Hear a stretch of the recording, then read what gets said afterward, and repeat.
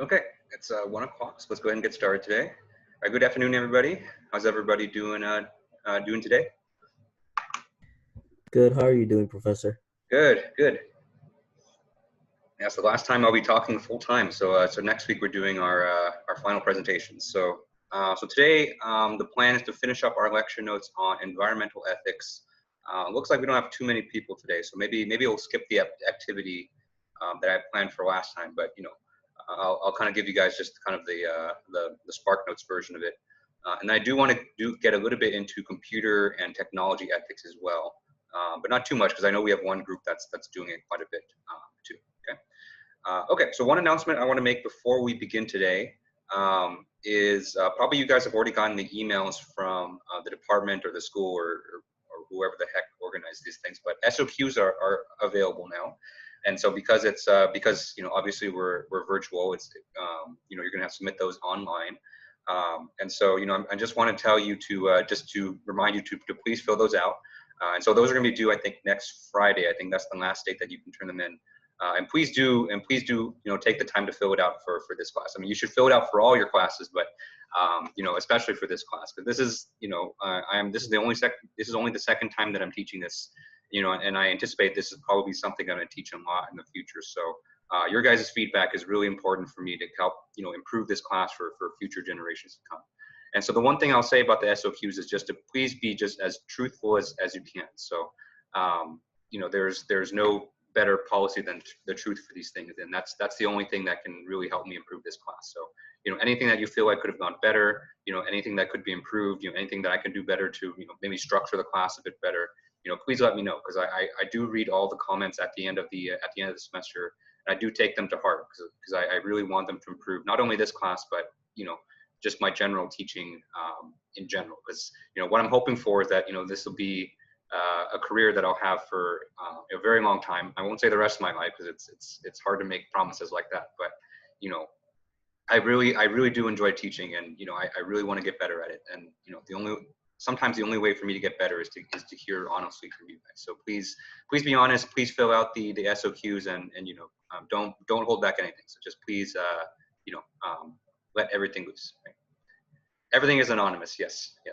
I never know who writes stuff, and it's even more anonymous now because normally when we fill these out in person, they actually just scan the comment sheet, so then I get to see the handwriting. Not that it's easy to identify people, but this time it's all typed, so it's totally anonymous. So you don't have to worry about anything. And I don't see them until after Christmas. They don't give it to us until after Christmas anyway. So it's way after grades are submitted, final exams are done. So I don't see them until then. Yeah. Okay. Are there any questions on that or anything about next week's final presentations before we get started?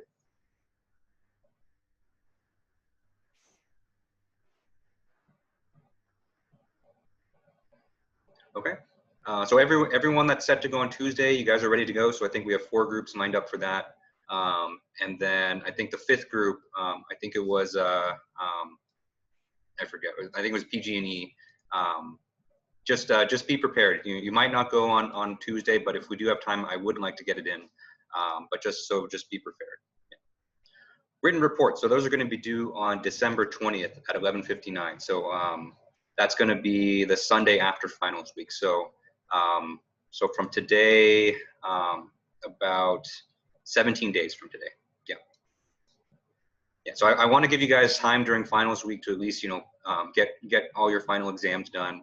And so I want to give you a little bit of time after that to finish the report, but not too much time because I want to finish grading before Christmas if possible. So Sunday is kind of the last day that you guys can turn it in, and I can still have enough time to grade them, get your final grades in time.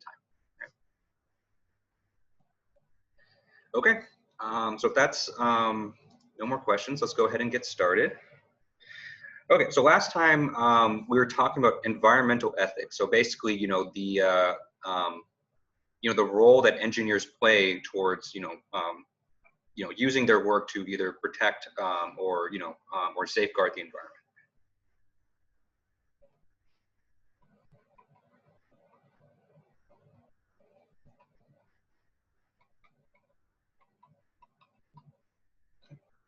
And I think specifically where we left off was, talking about kind of the relationship between government regulations and engineering companies. Because a lot of times, engineering companies, because it's they just because of just how things are. Usually, the thing that really compels companies to really take action on the environment is when the government regulators kind of tell them to do so.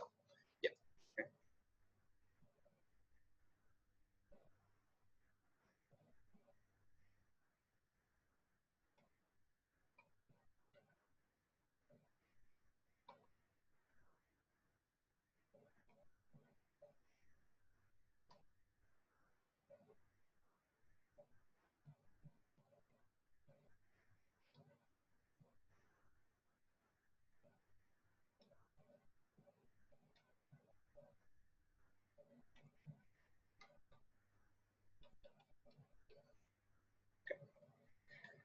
And a lot of times what ends up happening is that these a lot of disputes between the companies and either environmental agencies, the government, they get settled in the courts.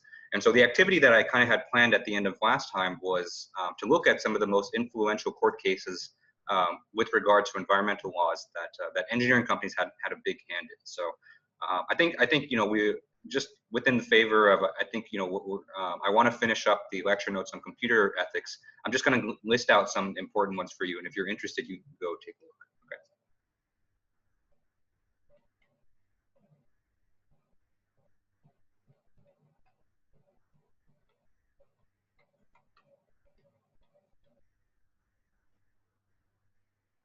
Okay. Okay. All right. So the first one that I had here was Sierra Club versus Morton.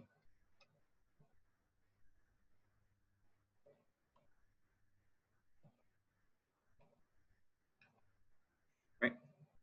And so this was in 1972. So this one was interesting because it was a case where an affiliate of Disney basically wanted to build a ski resort in this kind of mountainy area. Then an environmental group in that area basically tried to prevent that from happening by going to the courts, and saying that this is protected land. And at first, the courts actually ruled in favor of Morton, which is the company that wanted to build the resort. But later on, there was a famous kind of a dissenting opinion from one of the justices that basically said that, in the case when you're talking about the environment, which is basically an inanimate object,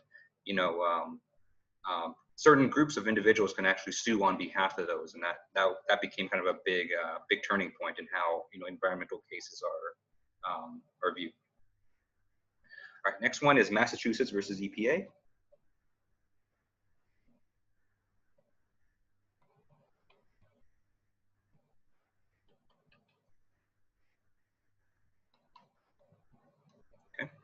And this was fairly recent, so this is 2007. Okay. And in this one, the state of Massachusetts was basically trying to get the EPA to enforce stronger regulations on greenhouse gas emissions. But the courts actually ruled in favor on EPA on this one because they felt that there was more research that needed to be done to regulate those. Okay.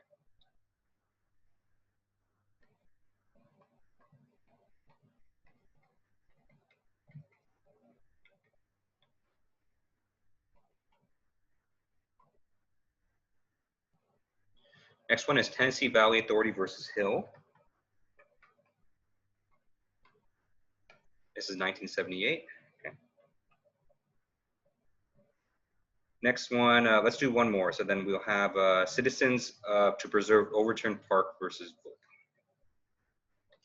And there's a longer list in the lecture notes too, if you want to take a look. But if you kind of read a lot of the summaries for these court cases, you can just Google search them, and you'll usually come up with a pretty good summary from like Wikipedia or other websites. Then you can kind of get the main takeaways from these guys.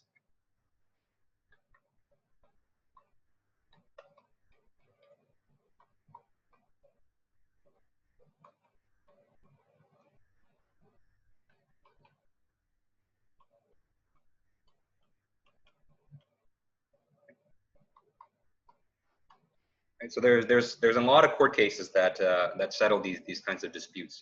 Kind of which is not uncommon among different other fields as well. But these for environmental policy, a lot of these court cases are end up being very influential, because a lot of the policies that are written can be interpreted in many different ways, and every day there's new research and there's new guidelines that are coming out for all kinds of environmental issues. Especially now, when we're I think now as a society we're a lot more aware of a lot of these environmental impacts as well. All right, any questions on these?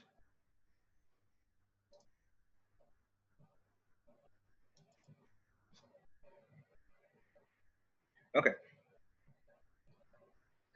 Okay. So let's talk about the companies in general, right? And so this kind of goes back a little bit to what we did, before Thanksgiving, when we're talking about company culture. And so companies themselves can also have their attitudes towards the environment too, and this kind of goes into the category of their company culture.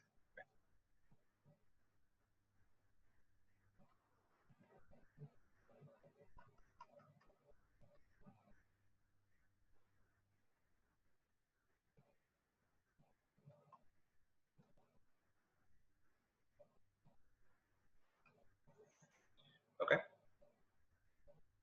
Okay. So there's 3 different attitudes that generally companies can have. Right? And so these are kind of just broad categories, and of course, companies can fall, between each of these. Okay. All right. So the first category that we'll go over is the sub-minimal attitude.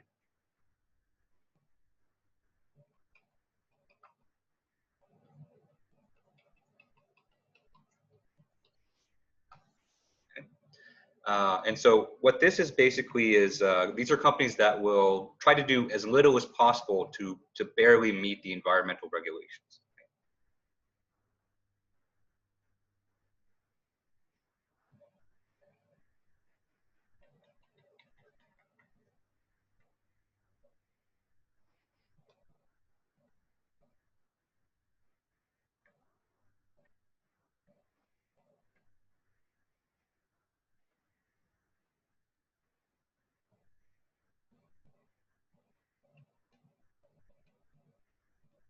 Okay.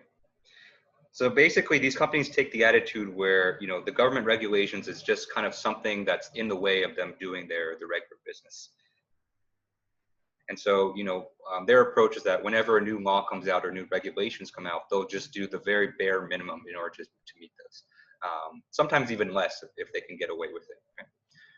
And so in terms of resources, these companies they hire either very little or no full-time personnel devoted to environmental concerns.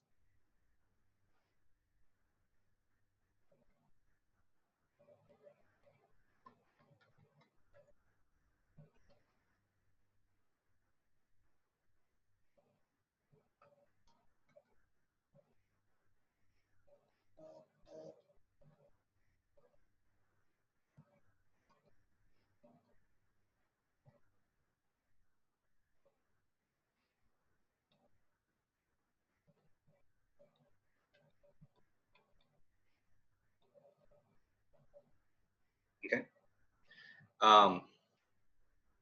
And a lot of times they have this attitude where if it's simply cheaper or less troublesome just to get caught and pay fines, then they'd rather just do that. And so instead of changing their policies or changing their way of business, they would rather just pay fines, just because they find that that's easier for them to do, which which is kind of counterproductive, because it's those fines. The idea behind those fines is to get these companies to protect the environment more. So it can be this obviously is not a good attitude for companies to have, but it happens. Okay. And so that's the first type of company. So the next type is, we'll call it a compliance attitude.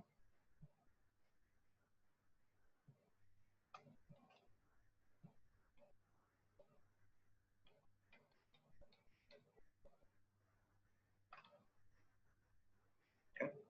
And so these are a little bit step up. So these companies are a little bit more enthusiastic to meeting environmental regulations, but they're not going to do anything more than this asked. So kind of a step up from the previous one. They've just accepted that meeting environmental regulations is just another cost of doing business.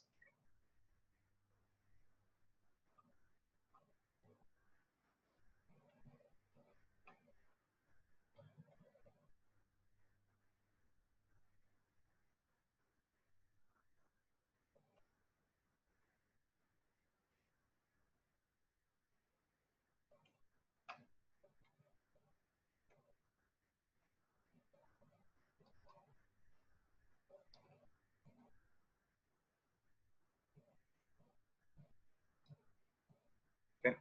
And so relative to the first category, they'll devote more resources. So they'll hire, dedicated staff and devote more money towards dealing with these issues. But, they're not going to be, going above and beyond.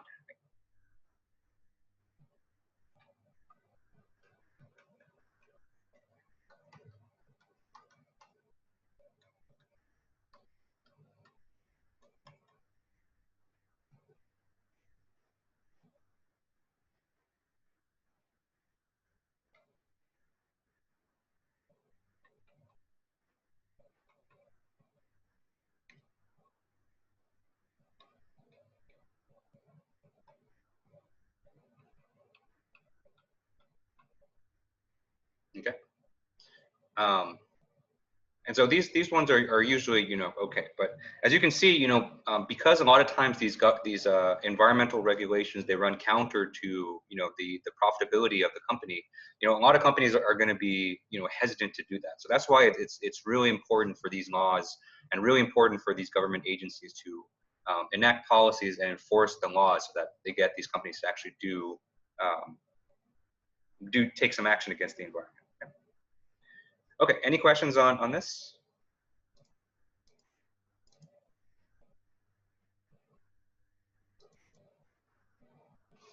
Okay. Okay. And then the third policy, or the third attitude that companies can have is called a progressive attitude.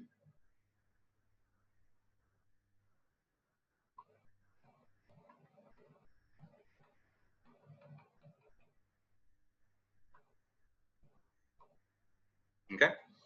And so these type of companies are usually a lot more sensitive and a lot more responsive to environmental issues. And usually, the reason for that is usually they have the support coming straight from the top, from the CEO.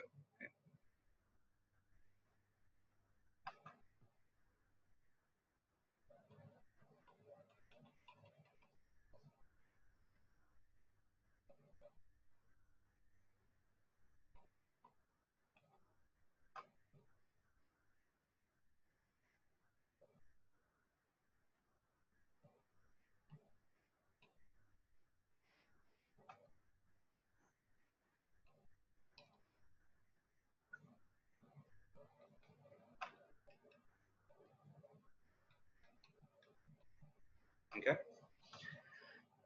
And so, the staff and all the facilities that go into, the environmental protections are usually, very well funded, and they're very well supported by the companies.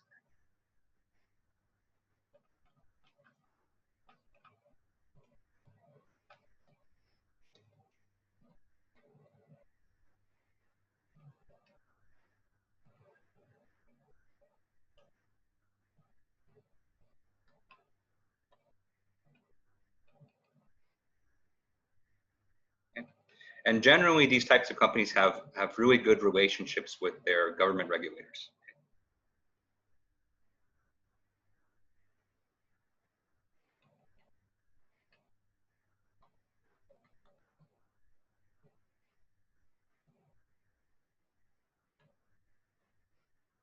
Okay.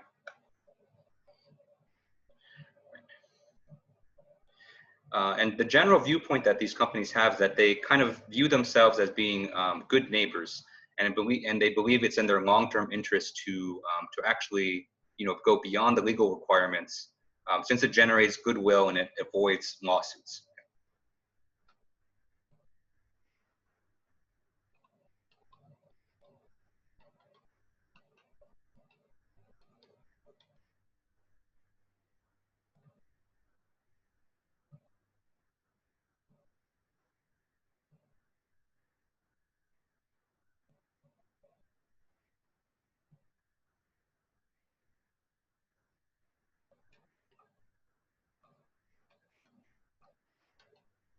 Okay. Okay. So those are kind of the three general policies. So I will say that generally the trend right now is more and more companies to kind of adapt the progressive view. Okay.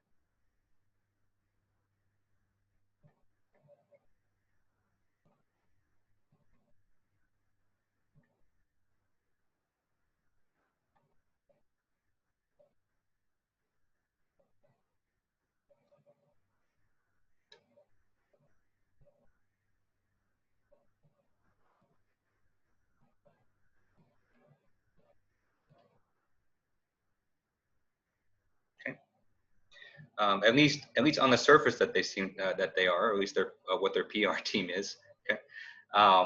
And so this is kind of due to more just public awareness and public pressure for them to do so, because the environmental concerns are becoming much more of a public. The public is taking part in these issues a lot more. Okay. And so one hot topic right now specifically is in the idea of sustainable development.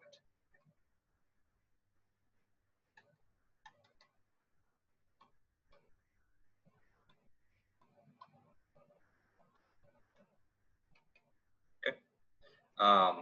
And so the idea with sustainable development is that it's a way of doing business, or a way to produce economic development that does not deplete natural resources.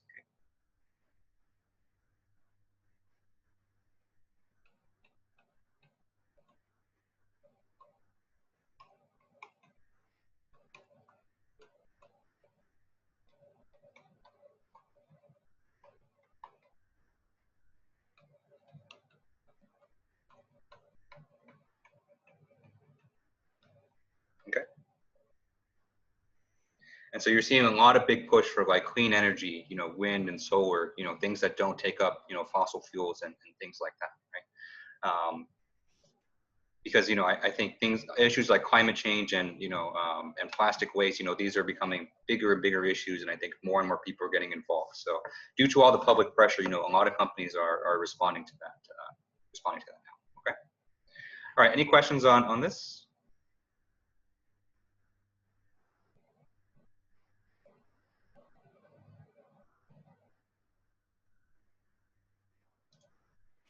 Okay.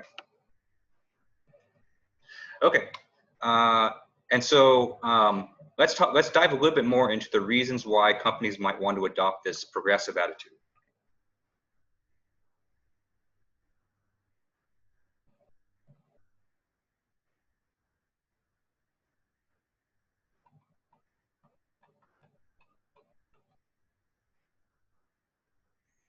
Okay. All right. So let's talk about first one. First one is simply just self-interest.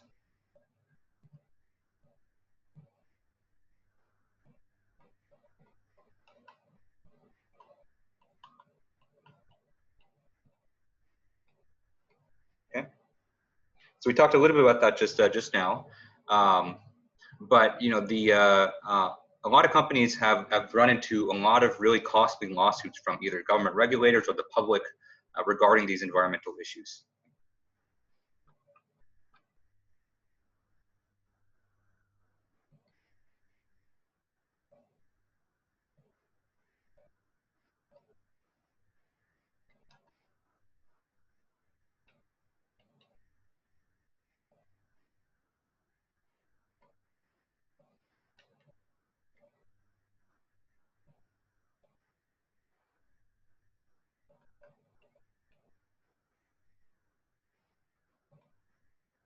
Okay.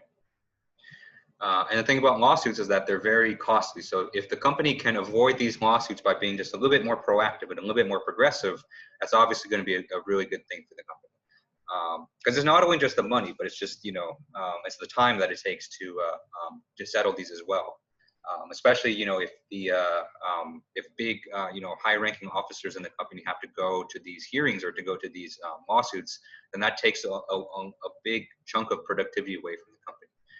So maybe you guys have seen that a lot of the like bigger tech companies like Facebook, Google, Amazon, their CEOs have been brought in for hearings at the from the U.S. Senate and other ones too. So even though maybe it didn't cost them all that much to jump on a Zoom call, but that hour or 2 hours that they have to sit there, that's taking away from their productivity too. So, if the companies can avoid these kinds of situations by being a little bit proactive, then that's going to help them out in the long run. Okay. Another good thing for in terms of self-interest is that they look better with the public. The public kind of likes them better.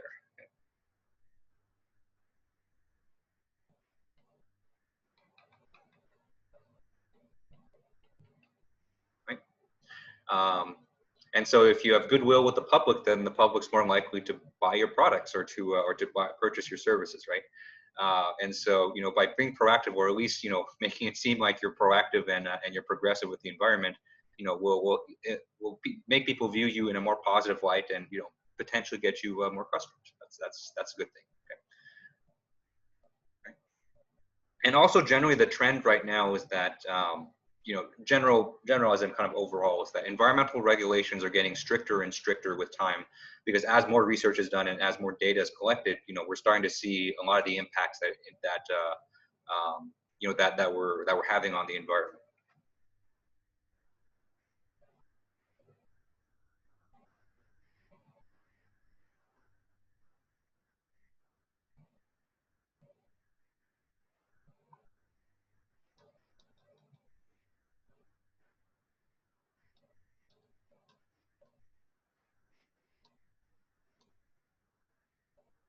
Okay.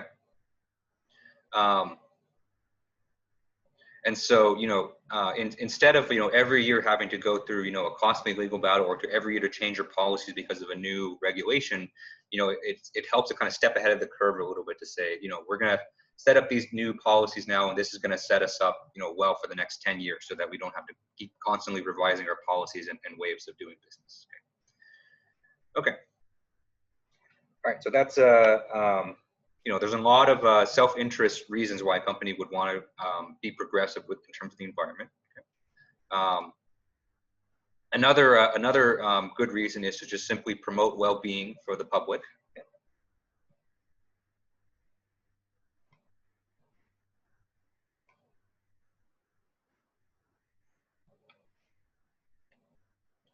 Okay. And this is especially true for future generations. Okay.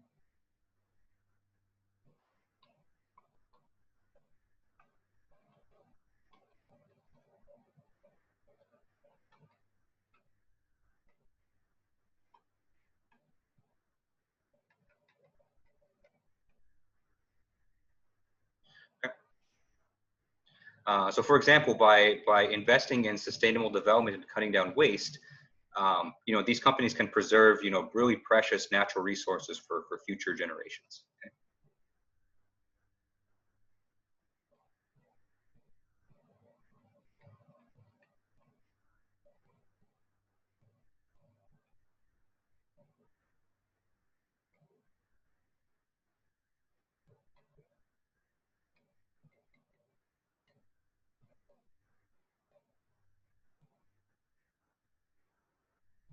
Okay.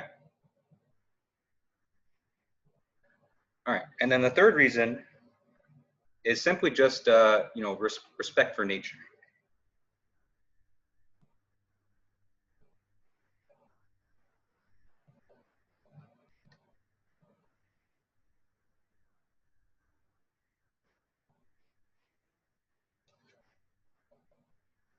Okay. And so, besides all of the, business side aspects and, the practical, sides to climate change, a lot of people just enjoy just nature just by itself.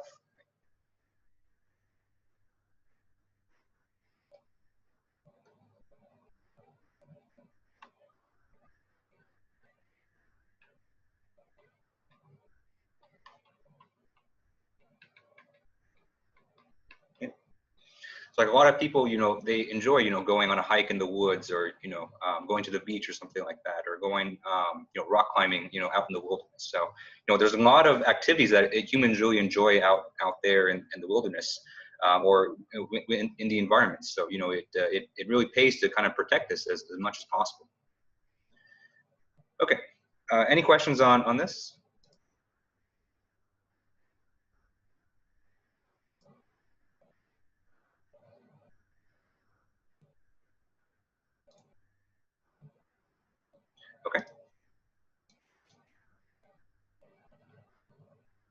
Okay.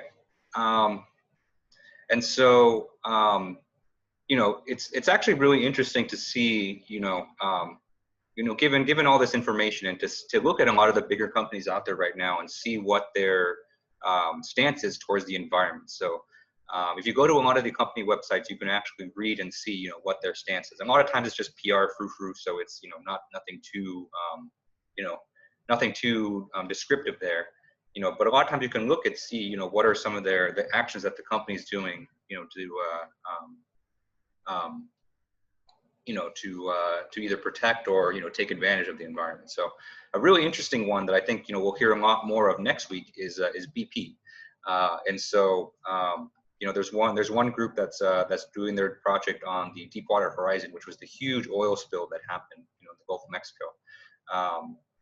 And I think since then they've engaged in a very large PR campaign to try to convince people that they care a lot about the environment. So it's interesting, and I'm looking forward to seeing learning more about that one too. Okay, and so kind of in conclusion, before we move on to computer ethics, I just kind of want to summarize what the engineer's obligation is towards the environment.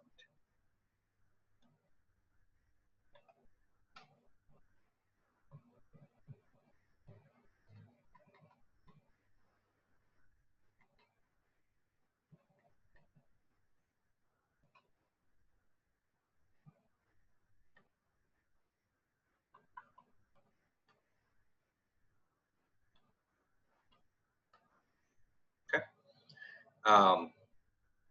And so, kind of like what we said when we started this section is that since engineers have created a lot of the technology that is involved in environmental degradation, some argue that they have a special professional obligation to address these issues through their work.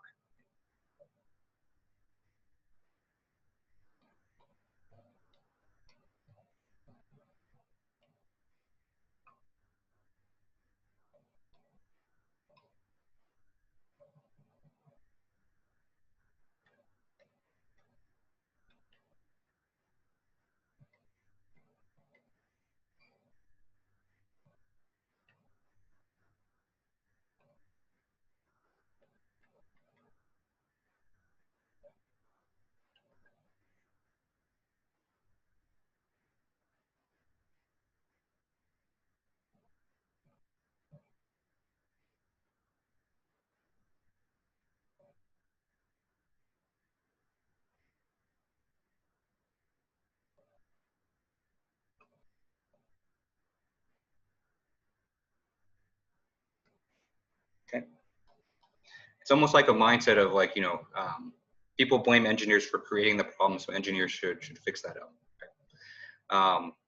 And so the issue with this is that a lot of the a lot of the knowledge and a lot of the research that goes into these environmental impacts kind of falls outside the expertise of environmental engineers, and so or just engineers in general. So we as engineers we learn a lot of how to design machines and how to make them as effective and efficient as possible. But a lot of times we have to rely on scientists and researchers in like the environmental sciences or the biological sciences, to tell us what the impact on these work of our work, right? And so in order to do this, it can't just be engineers' jobs alone, because we need to rely on the expert opinions of others.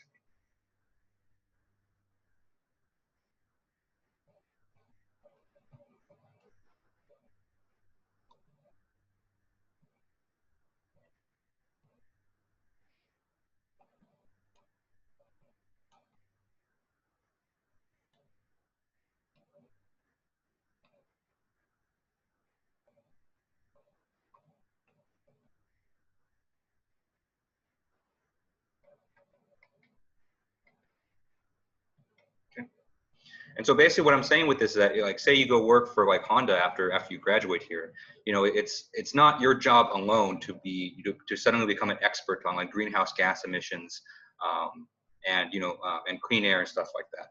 But it will be your job to enlist the help of those who are experts in this and kind of work together with them in order to find out what's the best way that you can design cars but still be mindful of the environment. Okay? Because remember that the engineer's primary responsibility is always going to be to the health and safety of the humans that use their technology.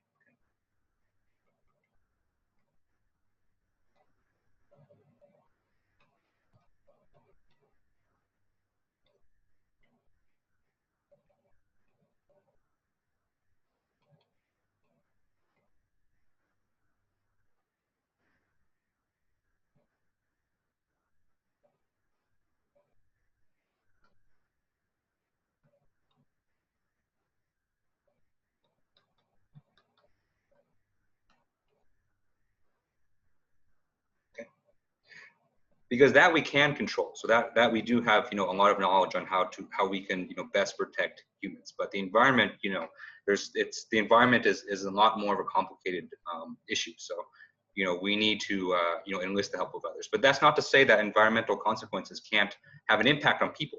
Obviously they do. But all the health-related issues or all of the environmental concerns, that's not just the engineer's responsibility at all. We need to ask for help from others that are experts in those fields. Okay? With that said, those are your professional responsibilities. But at the same time, it's perfectly fine for individual engineers to hold their own personal beliefs towards the environment and act on these in their professional life.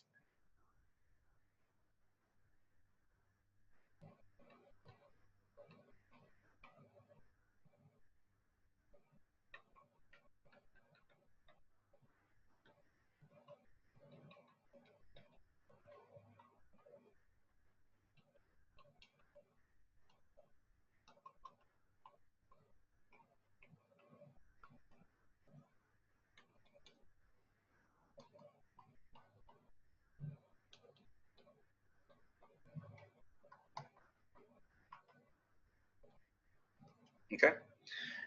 And so earlier this week, we talked about ways that you can engage in, if you don't agree with something that your company is doing with regards to the environment, there's ways and there's avenues that you can take, to kind of voice that concern. You can either go to the ethics office in your company, you can whistleblow, you can, choose not to participate in a project. So, that's totally fine for you. So even though, what I'm saying is that engineers, we have at least a professional obligations to at least protect people in the immediate use of our technologies. But in terms of the environment, first of all, if for anything professional, we have to rely on, the expert opinions of others. But at the same time, it's also fine for you to have your own feelings and beliefs as well, because, we live in America. That's part of, what we enjoy here is that everyone can form their opinions and beliefs on all these issues, and you can act on them, to the degree that it's legal and doesn't hurt other people. Okay. Any questions on environmental ethics before we move on?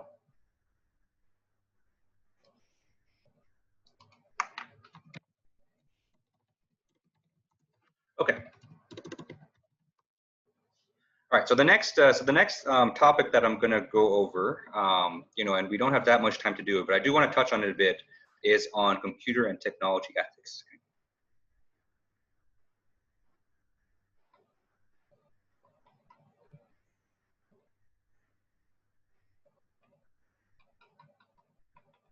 Okay. And this is becoming increasingly more and more important as as technology and computers improve every day. And so I don't want to go too much into it because I know we have a group that's going to present this next week. But I do want to kind of show one clip. Maybe you've seen this this clip before if you watch Parks and Rec. But I think this kind of summarizes these issues pretty well. So let me go ahead and share my screen. Okay. So this is a clip from Hey, bro! Listen, I was trying to buy this handcrafted mahogany wood model of a B-25 Mitchell Panchito aircraft. Aw, for me? Don't sass me. And I went to this website and this ad popped up that said, "Hey, Ron Swanson, check out this great offer." What's your question? My question is, what the hell? Like, how do they know who you are? Yeah. Okay, there are these things called cookies, where like if you go to a site and buy something, it'll remember you and then create ads for other stuff you might want to buy. So it learns information about me? Seems like an invasion of privacy. Dude, if you think that's bad, go to Google Earth and type in your address.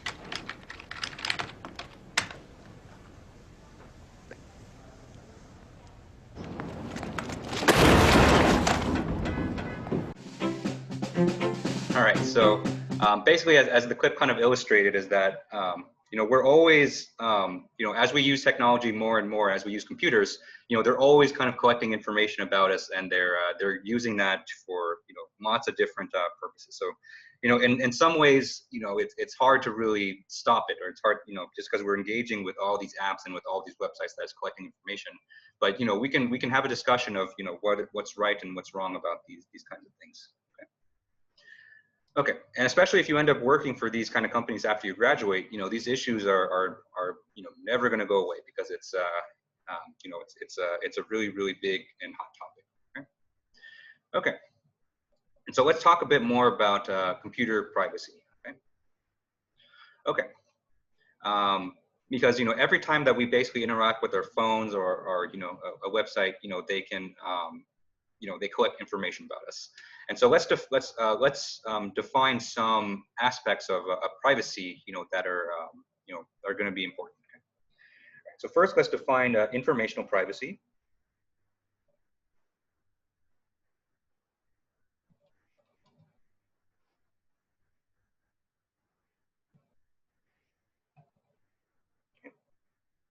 And so informational privacy is basically just the idea of our personal information should be safeguarded from others that we don't want to know. Okay.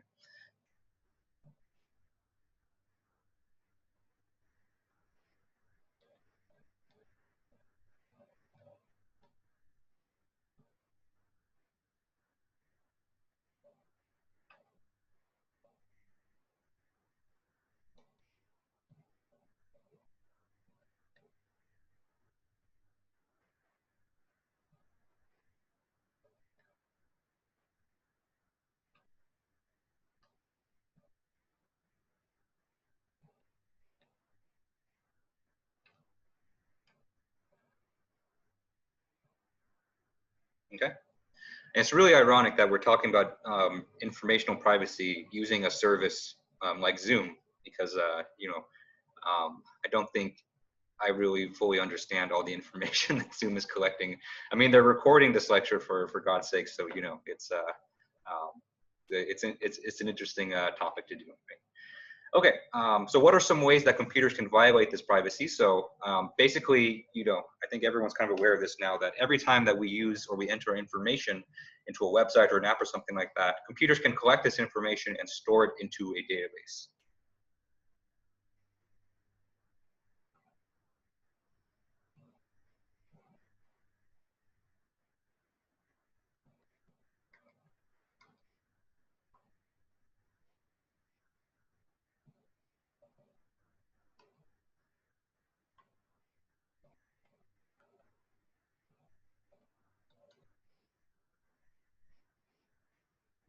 Okay. And so things like our income, our purchasing habits, our medical conditions, political affiliation, sexual orientation, anything under the sun that you wouldn't tell, some dude at Starbucks about, some company probably knows that already about you. Maybe not directly, but maybe from based on the content that you engage with online, they can at least form a profile about you, and that's kind of the part of the scary thing. So, our informational privacy, I think, is being invaded, quite a bit. Okay? Another aspect of privacy is our physical privacy.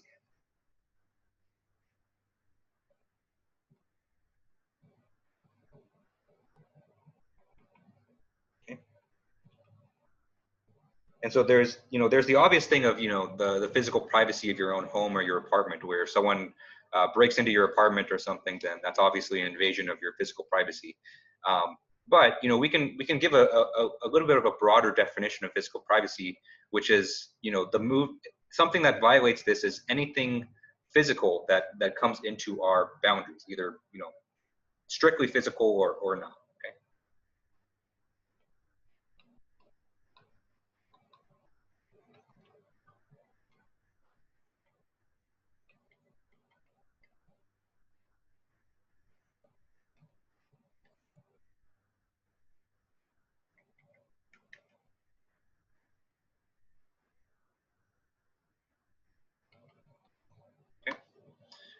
question.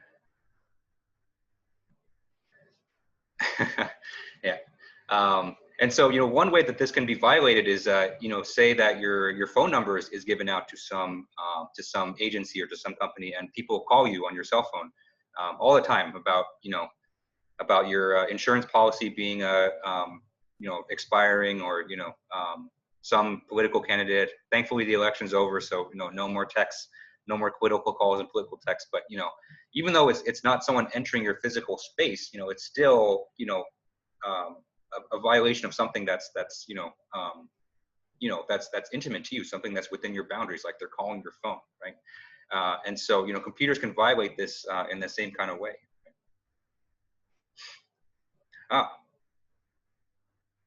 Yeah, Jose. Yeah, so Jose, you forwarded a link. He goes over basics of how internet started with cookies and privacy. Oh yeah, that's great. Yeah, that's I think that'd be a great watch for everybody. Yeah, thanks, Jose. Yeah, definitely check out that video. I think videos like that were always really really good. Okay, and another aspect of privacy that we'll go over is, which is actually becoming more and more important nowadays, which is proprietary privacy.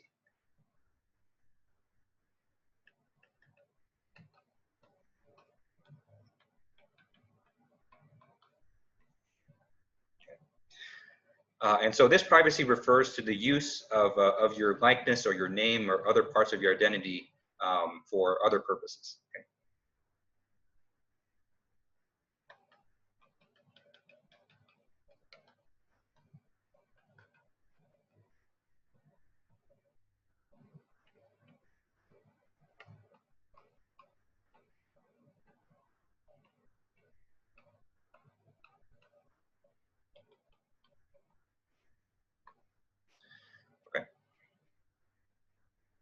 And so we have another group that's actually presenting something that's interesting on this, which is the issue of deepfakes. And so deepfakes are basically videos that can be doctored to basically, to put someone's, actual likeness in a video that they may not have taken part in. So I'm really interested to hear about from that group too. So that's definitely an issue of proprietary privacy as well. Okay, any questions on this?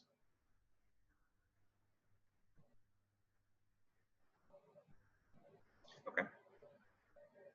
All right.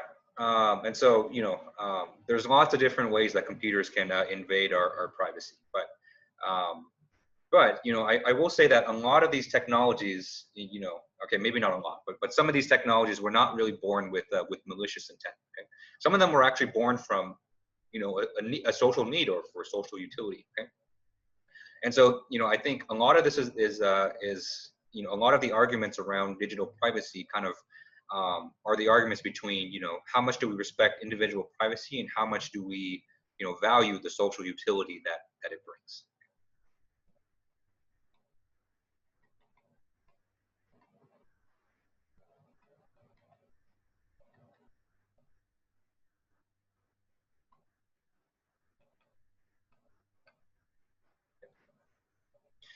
Because the establishment of like personal information databases is not new. So it's not like, Facebook came around and said, we're going to be the first ones to store people's information. So that's definitely not true. We've had personal databases for a very, really long time.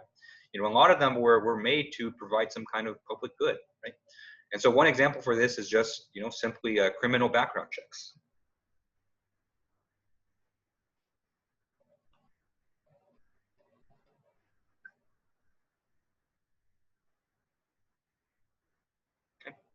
And so these are used in lots of different ways, but one way that they're used is to run checks on people who want to purchase guns or weapons in America, just to make sure that they're not falling in the hands of of people with a history of wrongdoing, right?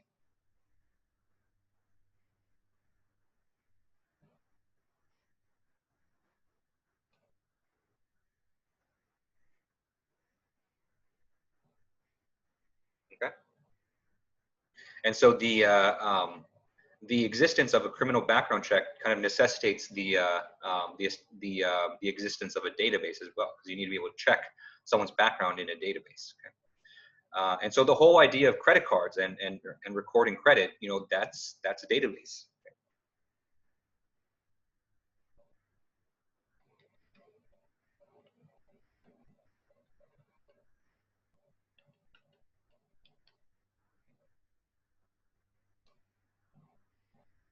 Actually, just this week, I'm going to be moving to a different apartment. So in order for the apartment landlord to know that, I'm going to be a reliable tenant, that I'm going to pay my rent on time and all that stuff, they ran a credit check on me. So, there's information that's out there to help this business, so they don't just, lease out an apartment to, some random schmuck who might not pay his rent, right? So it's just good, good bookkeeping. And so, there's a lot of databases out there that provide these public goods, but, balancing these trade-offs between public good and individual privacy, it's going to be a constant battle.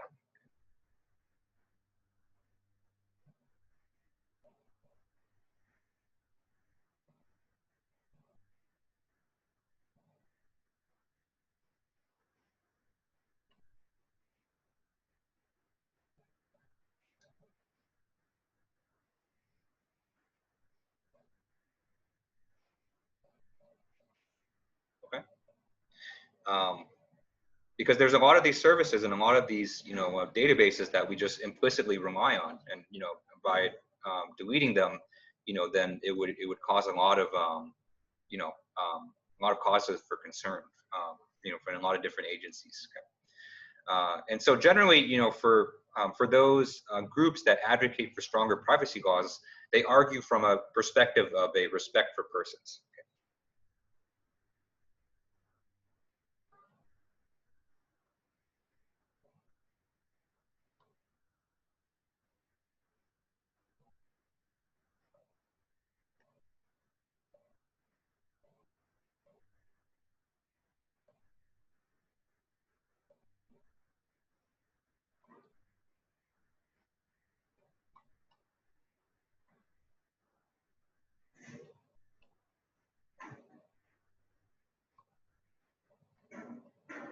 Okay.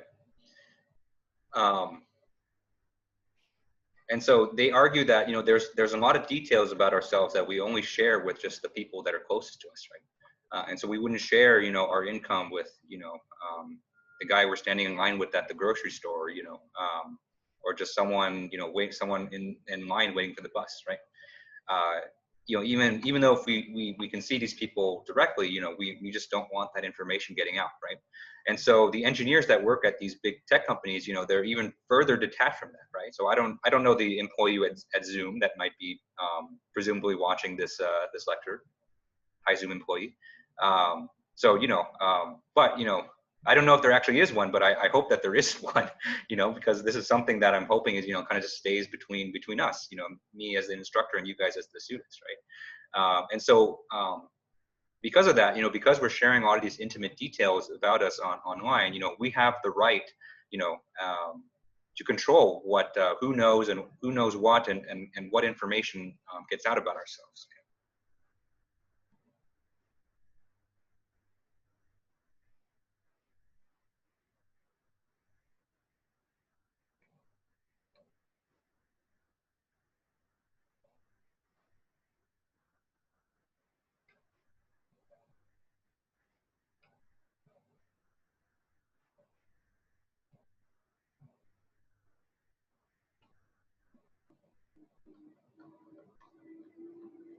Okay.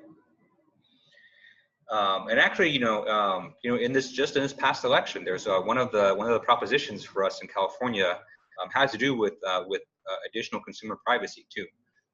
So I forget exactly which number it was, but that was one of the big props that we voted on as well. And so obviously, the other side of the argument that votes for the collection of more data, they argue from a utilitarian perspective.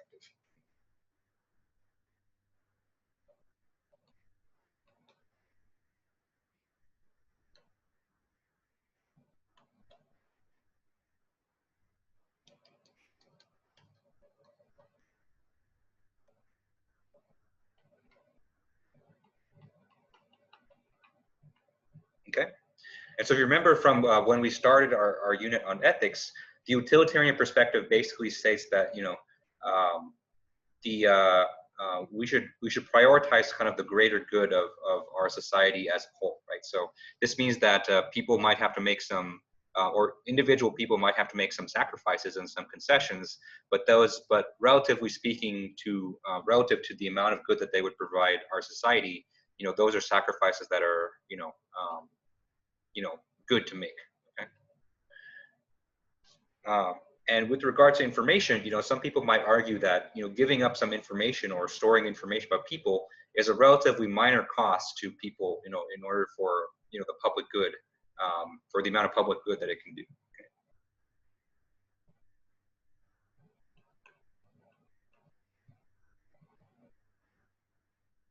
Oops.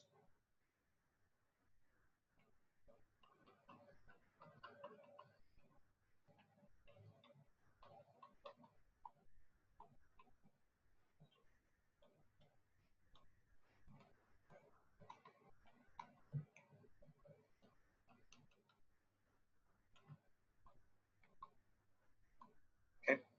Of course, how minor it is, is up for debate. I would argue that it's not simply just a minor cost, but people can argue that because by giving up information about us, a lot of times it doesn't cost us directly any money. A lot of times it doesn't take a lot of time. A lot of times it's just filling out certain forms. It doesn't cause any personal harm to people's lives, but it's something that's more personal. It's a more intimate thing. So it's a discussion I think you can have, and an argument you can have for hours and hours. Okay. Any questions on this?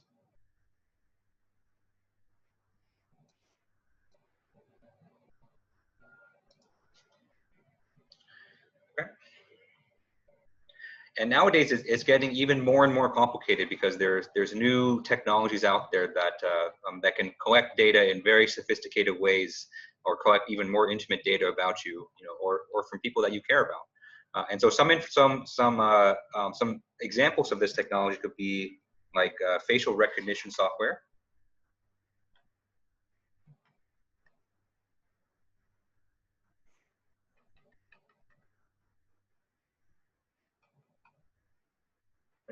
Or basically, software or tools that can recognize your facial features and kind of correlate that with like names and other information about yourself. Right? So I think there was a lot of controversy, last year, where a lot of the police in Hong Kong were using this technology to identify some of the protesters. Obviously that's a huge invasion of privacy. But at the same time, the protesters were very creative in how they combated this. I think they shined like laser pointers into the sensors and stuff like that, or like use umbrellas to cover their face. So, but it's alarming to some degree that that there's technology out there that can just look at our face, and correlate that with a bunch of other information about us, and instantly know our names and stuff like that, right? But that technology is out there now, and it exists, right?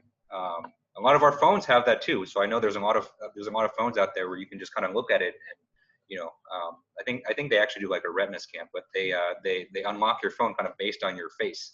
I personally, I still prefer the number pad, but that's out there too. Another example is to implement recording devices in schools.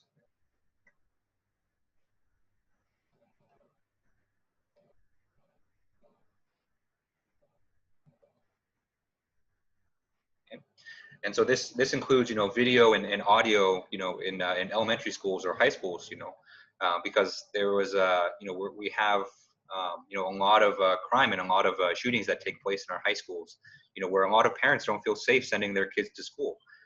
And so we've even got to the point where like I've seen Walmart sell like bulletproof child backpacks that you can buy for your kid, just because it's a huge concern for a lot of parents right now, to send their kids off to school and something bad might happen to them. And so one way to combat this is to implement more surveillance at the school, so that any kind of suspicious behavior could be picked up and the authorities can come and act on it, hopefully before anything bad can happen. But at the same time, implementing these devices in the schools is a huge invasion of privacy, because potentially someone out there can listen to or watch what the kids do in schools, right? And that's kind of unsettling in itself too. So it's not an easy discussion to have. Right? So another example of this could be real-time location tracking from your phone.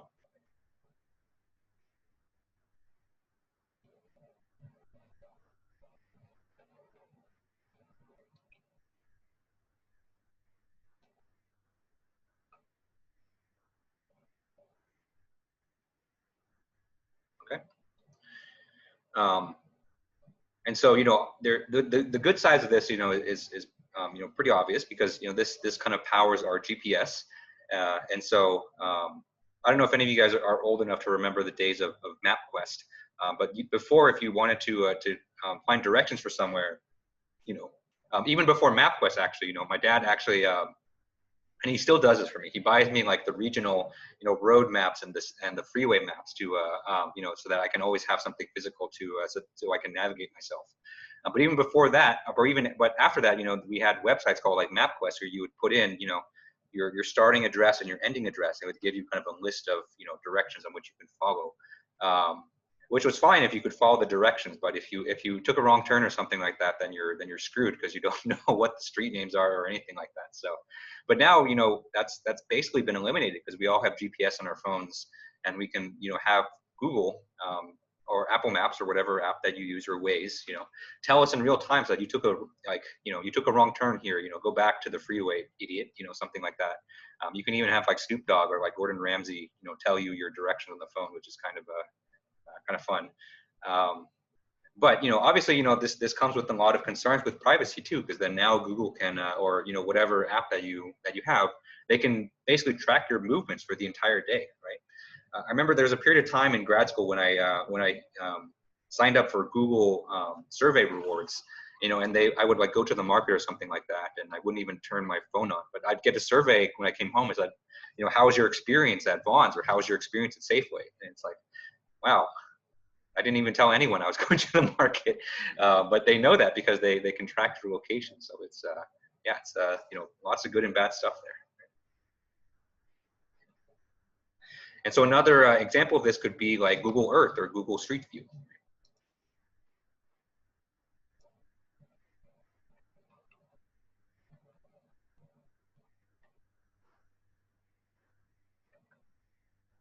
Right. And so those are actual, photographs that are taken at certain locations. And so I don't know if anyone's actually seen like the Google Street View car, but if you happen to be outside, watering your lawn or something like that, when the Google Street View car comes by, then presumably anyone can go and look up that address and see you, in your front lawn. So that's another big invasion of privacy. But it's it's also a really cool tool where you can view the streets in like Venice or something like that, without you having to go there. So it's lots of trade-offs from there. And besides these, there's probably new technologies that are out there that can collect information and use it for some good at the cost of privacy, right? And so it almost seems like a little bit overwhelming to discuss how can we actually move forward with this when there's new technology coming out every day, and it's hard enough just to kind of it's hard enough just to understand what's going on with all these things, and it's even harder to write rules and regulations to protect people's privacy. And so kind of the approach that, a lot of regulators and a lot of people take is they try to find what's called like a creative middle ground.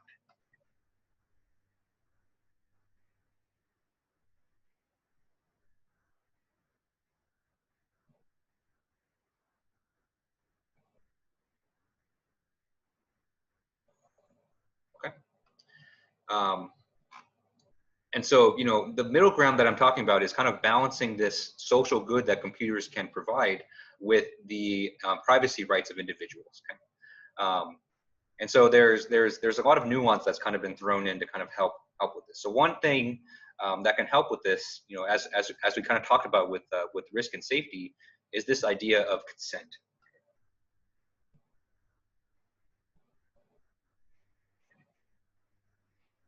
And remember, consent is basically an agreement from the individual to say that, I understand that, by partaking in this technology or partaking this app, I'm going to surrender some of my rights, and there's people going to collect information about it, right? And so by notifying users of this and making them aware of that, then, they're much more likely to agree to, what the companies and the government are going to use their data for.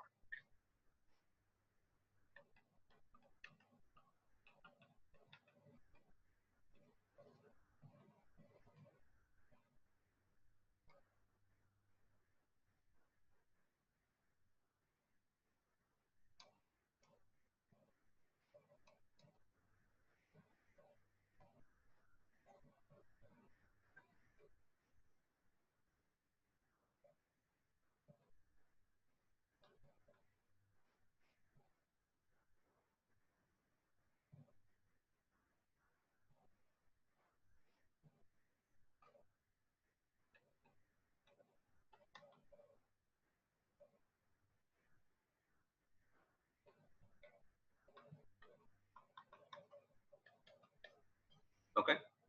And so probably you've downloaded an app before, and there's a huge terms and conditions thing that nobody ever reads. They just scroll to the bottom.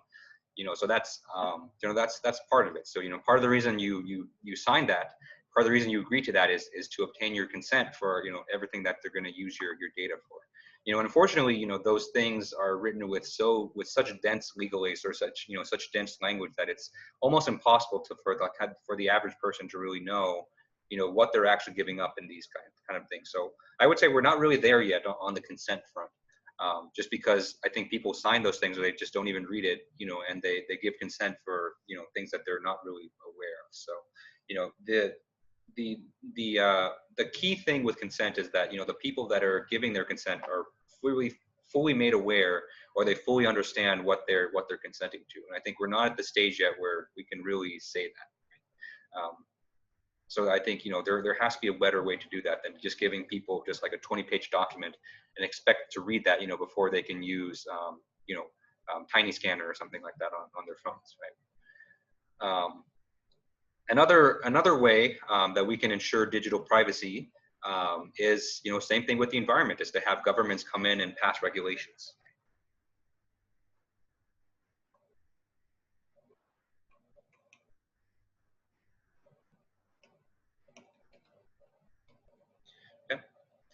And so one piece of legislation that stands out in general is the Privacy Act of 1974.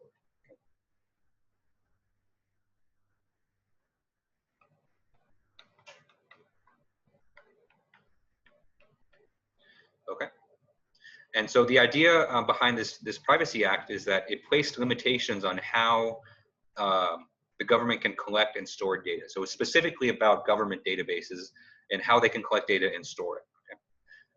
And so it's been a long time since 1974, and since then, people have companies and the government have kind of figured out how to outsmart it. But I think there's a lot of good ideas in this act that we can use going forward, and to basically put standards for responsible collection and handling of data. So before I get to that, are there any questions on this?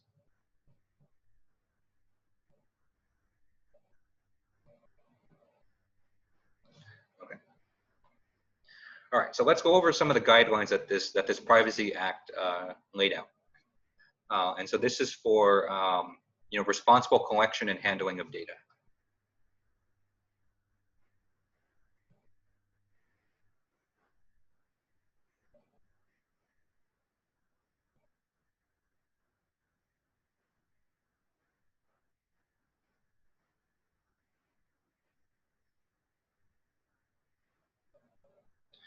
Okay. Okay, so the first guideline that's given is that the existence of personal information databases should be public knowledge.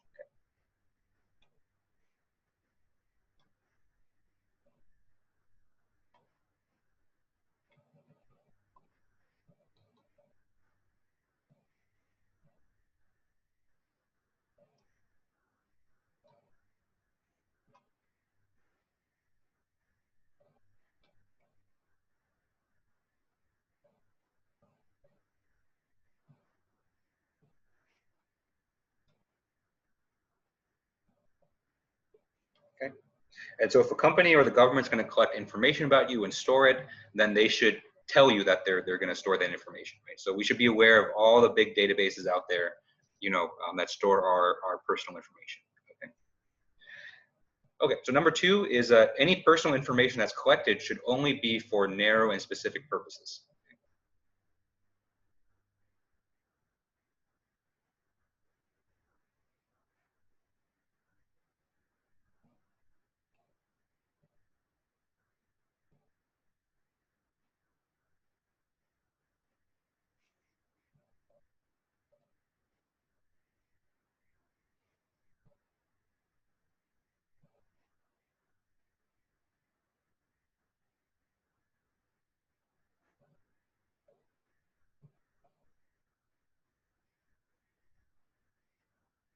Okay. And it should be used only for those purposes, right? And so basically what this guideline basically says that if you're going to collect information for credit history, you can't share that information with another, company or another agency that might use that for something else. Okay. And so, when your information is collected, you should be made aware of what purpose it's going to serve, and then it should only be used for that purpose. Okay. All right. So number 3. So number 3 states that any personal information that's collected should be done so with informed consent.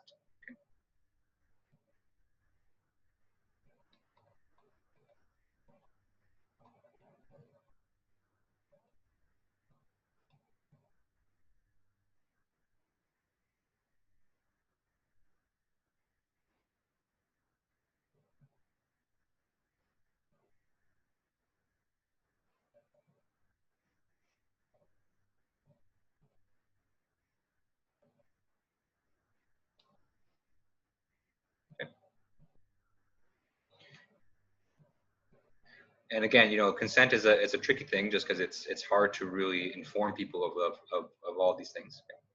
So number 4 is that personal information should not be shared with third parties without notice or consent.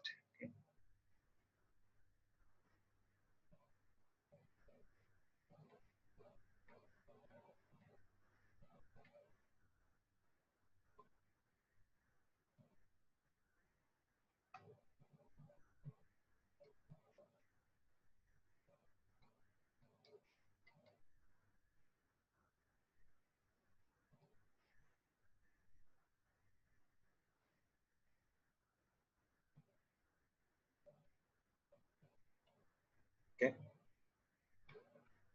So if Facebook is going to take your information and give it to a research firm, you should be made aware of that, preferably sometime before they do it, and not because of a scandal. Right? Okay. So number 5 is that information should only be stored for a limited amount of time.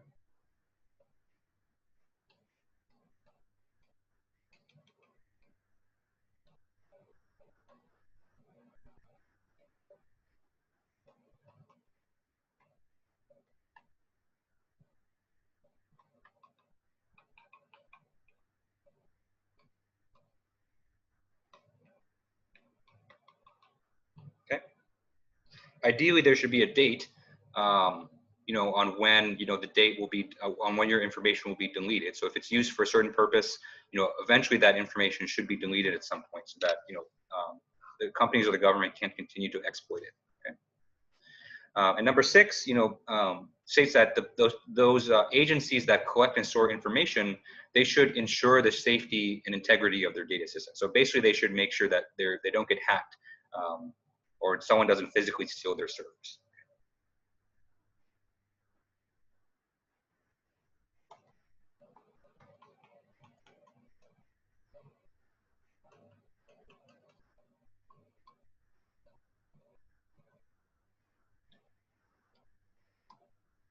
Okay. Which is harder and harder to do. So, cybersecurity is something that's important because, people are trying to hack these things all the time. Okay. All right. Any final questions on this?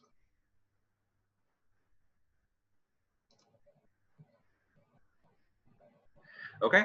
So that's all we got time for today. So thank you everyone for tuning in today. I know it's it's one of the last lectures. So I appreciate, you guys coming out and listening to me, right? And so next week we're going to start our presentation. So the 4 groups that are going for sure on Tuesday, make sure you guys are here, that everyone is present, that you guys are ready to go. So again, make sure you practice your presentations because I'm going to be really strict on the timing. So 15 minutes, that's all you're going to have for the presentation. So make sure that everyone knows their parts and rehearses as well. Okay. Okay. And so I'm going to sign up for this week. So remember the SOQs. Make sure you fill those guys out. Right. So have a good weekend, everyone. Thank you guys for coming, and I'll see you next week.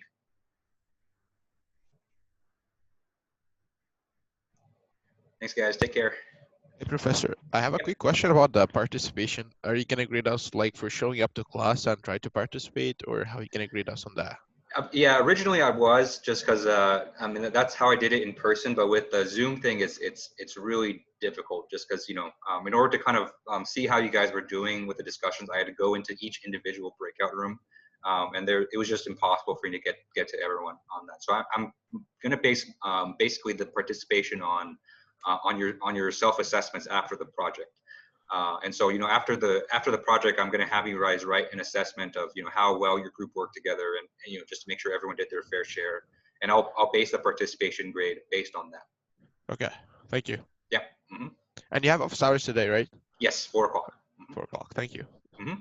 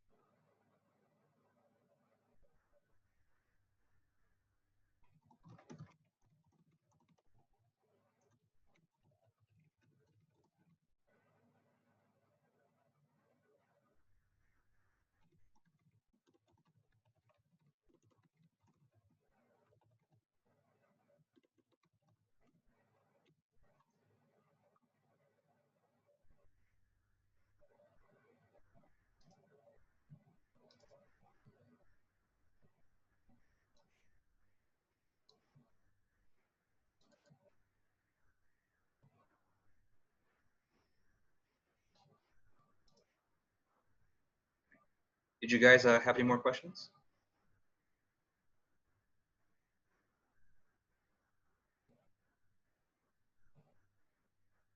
Okay. If not, I'm going to close the call. So thank you guys, and I'll see you guys next week.